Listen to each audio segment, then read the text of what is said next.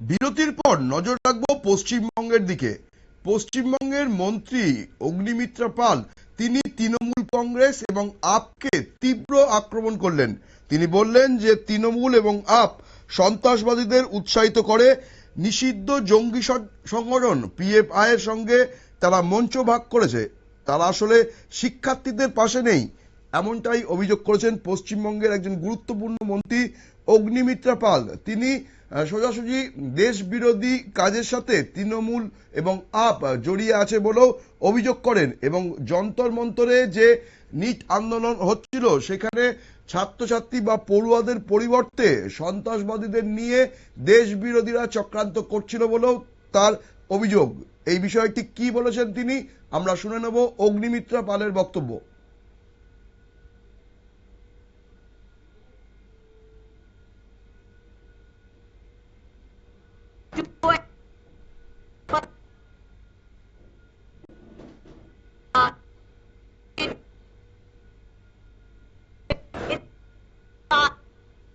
Actually, it is they are instigating the students to go ahead with anti-India movement because they are afraid that India is going forward under Narendra Modi's rule.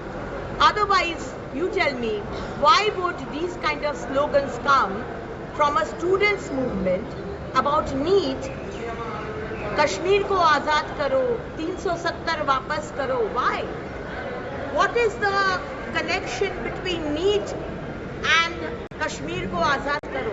That is very clear that outside external forces are there behind these parties and they want to destabilize our country, and we are not going to allow it.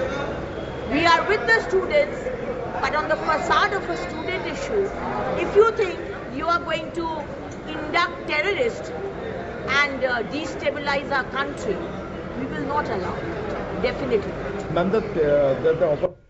আমরা শুনে নিলাম পশ্চিমবঙ্গের গুরুত্বপূর্ণ মন্ত্রী অগ্নিমিত্রা পালের বক্তব্য। তিনি সরাসরি অভিযোগ করলেন যে প্রধানমন্ত্রী নরেন্দ্র মোদীর নেতৃত্বে দেশ এগিয়ে চলেছে, আর সেই জায়গায় দাঁড়িয়ে ভারতের স্থিতাবস্থা নষ্ট করার জন্যই কিন্তু দেশ বিরোধী শক্তিদের উৎসাহ দিচ্ছে তৃণমূল এবং আপ।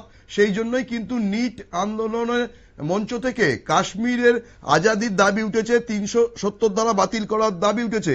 ভারতের স্থিতাবস্থা নষ্ট করার জন্যই কিন্তু এই ধরনের চক্রান্ত বিদেশি শক্তিরা করছে বলেই তিনি অভিযোগ করেন। নজর রাখবো পরবর্তী সংবাদের দিকে, তার আগে নিয়ে নেব ছোট্ট বিজ্ঞাপন বিরতি।